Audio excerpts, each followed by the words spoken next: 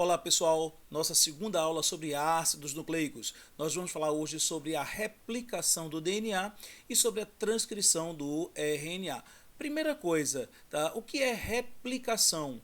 Replicação ou duplicação do DNA. Então, é um método que a molécula vai se utilizar para se duplicar. Beleza?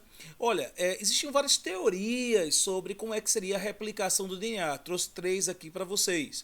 Uma delas é a hipótese conservativa, onde a molécula do DNA ela ia manter a sua estrutura, né, inicial, e as novas moléculas seriam formadas a partir de fitas novas, exclusivamente de fitas novas.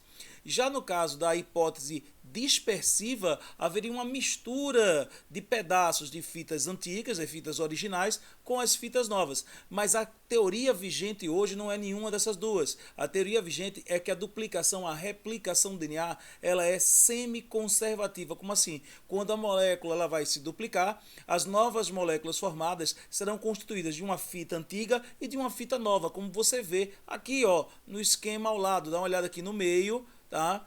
Então você tem uma fita antiga em azul e uma fita nova em vermelho, tá? Então essa é a teoria que é vigente hoje e realmente ela está bem conceituada, ela está bem balizada, tá bom? Bom, e como é que se dá essa duplicação do DNA? Dá uma olhada aqui.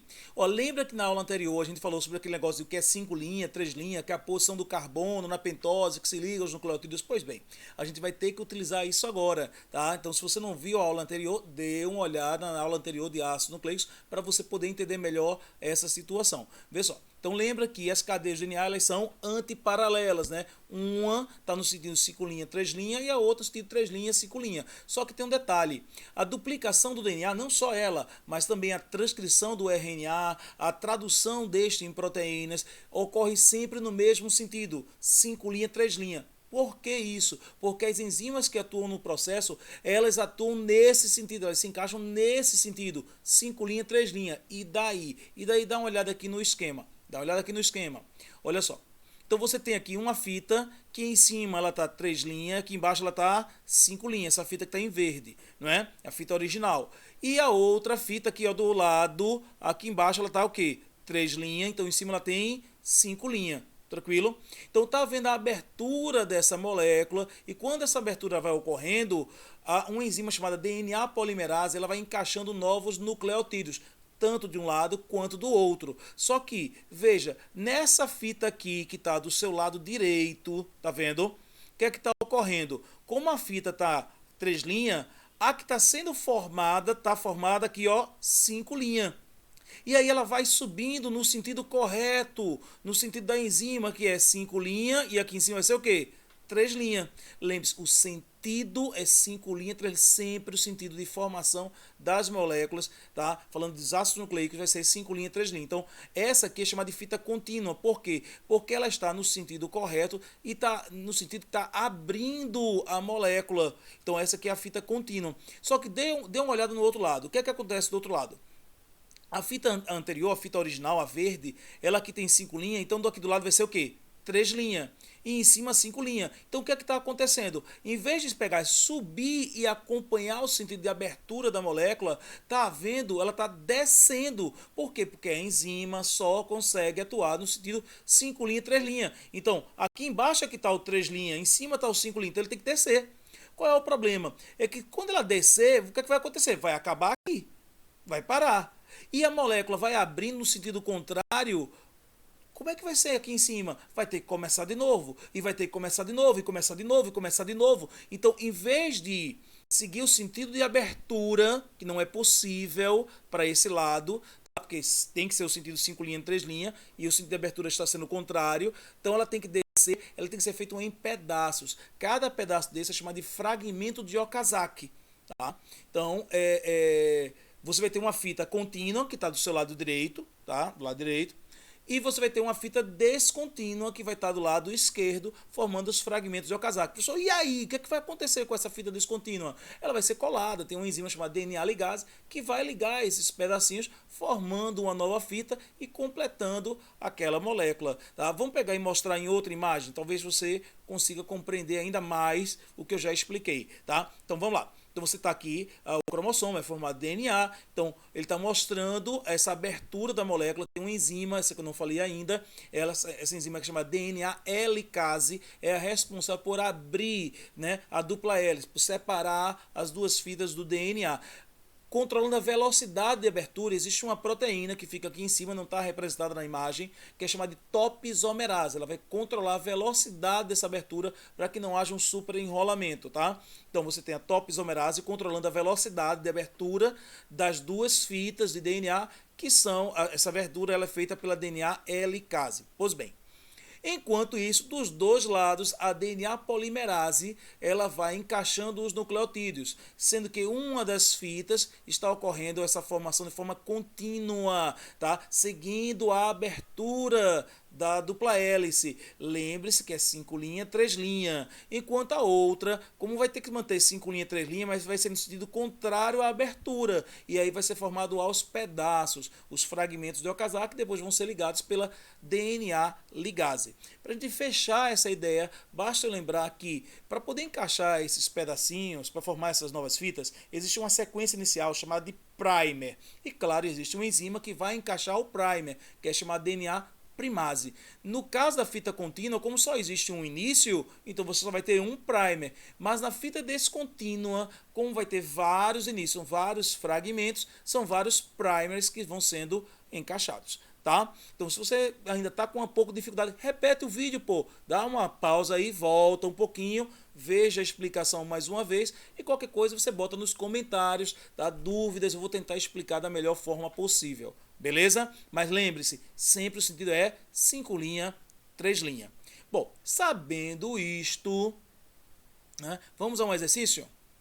Uma molécula de DNA que apresenta o isótopo N15, né, o isótopo normal, foi cultivado em meio de cultura contendo apenas N14. Então, vê só, a molécula original é N15 e o meio de cultura que foi cultivado é N14.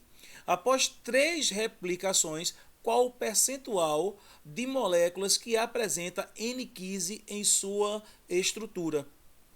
E aí? Essa é a hora que você dá uma pausa no vídeo, vai tentar ler de novo essa pergunta para poder tentar fazer o esquema, tal. Veja como é que você consegue, tente fazer. Você tem que tentar fazer, mesmo que faça errado, não tem problema. Eu não vou mostrar a resposta logo agora, então assim, pare o vídeo, tente fazer. Não conseguiu não? Para aí. Vamos voltar?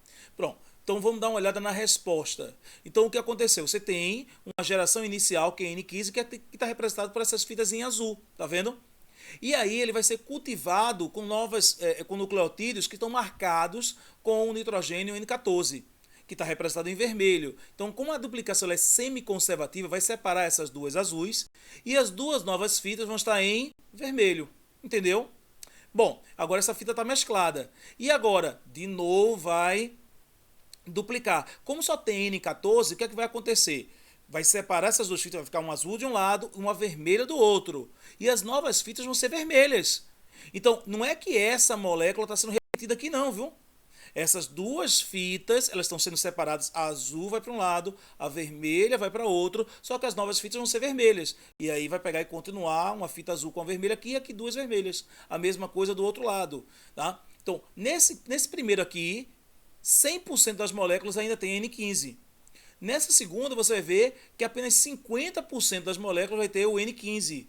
Na próxima, o que é que vai acontecer? 25% das moléculas vão ter o N15.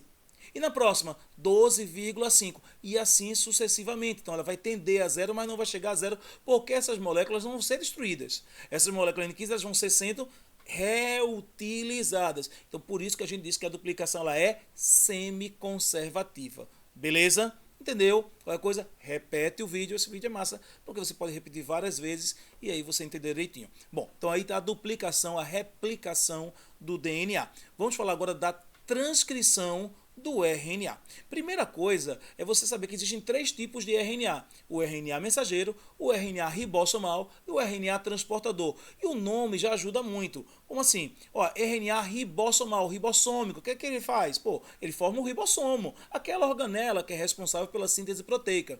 O RNA mensageiro, ele vai dizer qual é a ordem que os aminoácidos vão se encaixar para formar a proteína. Então, o ribossomo vai formar a proteína, mas para formar a proteína, ele sabe qual é a ordem que os aminoácidos vão se encaixar. Quem é que vai determinar essa ordem? O RNA mensageiro, que vem do DNA com essa mensagem. E finalmente você tem o RNA transportador, que vai trazer os aminoácidos para a síntese proteica. Então você tem os três RNAs funcionando concomitantemente e harmonicamente. De novo, o RNA ribossômico vai formar o ribossomo, ou seja, vai juntar os aminoácidos, o transportador vai trazer esses aminoácidos que vão ser encaixados e o mensageiro vai dizer a ordem que eles vão ser encaixados e os três juntos vão determinar a síntese proteica, a tradução do RNA mensageiro e assim a formação da proteína. Então você vai ver isso aqui nesse esquema, tá? Primeira, transcrição do RNA mensageiro. Então você tem a abertura do DNA, veja que não é o DNA todo, só aquela sequência, né? O gene que vai ser transcrito, que vai ser aberto. Quem vai atuar nisso é uma enzima chamada RNA polimerase. Então, RNA, não tem a DNA polimerase que forma DNA, então você tem a RNA polimerase que forma o RNA. Então, vai abrir a dupla hélice nesse trecho e vai encaixando os nucleotídeos para formar o RNA. Lembrando que segue aquela complementariedade que a gente viu na aula anterior. Se aqui tem, no caso do DNA, se tem timina, então vai encaixar o quê? Adenina. Se tiver adenina, vai colocar uracila. Por que uracila? Porque não tem timina no DNA, pô. Então bota U no lugar, bota uracila, tá? Então, se tiver citosina, coloca guanina. Se tiver guanina, coloca citosina. E assim, subsequentemente, vai formando o RNA mensageiro, esse que vai ser traduzido no citoplasma pelo ribossomo, tá? Bom, antes desse RNA mensageiro sair do núcleo, existe um refinamento desse RNA mensageiro que pode dar origem a várias variantes proteicas. Esse refinamento é chamado de splicing. No splicing, pedaços do RNA mensageiro, eles são retirados. Esses pedaços que são retirados, que aqui estão sendo representados em amarelo, são chamados de introns. Os introns eles vão dentro do núcleo e vão ser reaproveitados, vão ser reciclados. E esses pedaços em verde, que vão ser ligados e aí sim exportados para o citoplasma para a síntese proteica, são chamados de exons. Então não esqueça isso não. O intron é o que fica dentro do núcleo e o exon é o que vai ser exportado, exo, para fora, tá? Para o citoplasma, para poder realizar a síntese proteica, e esse processo todo chamado de splice, é um refinamento do RNA que pode dar origem a variantes desse RNA mensageiro e, consequentemente, proteínas diferentes. Aqui você tem um exercício mostrando justamente essa transcrição do RNA. No caso, transcrição é a transcrição do DNA em RNA, formar o RNA, tá? Então, vê só.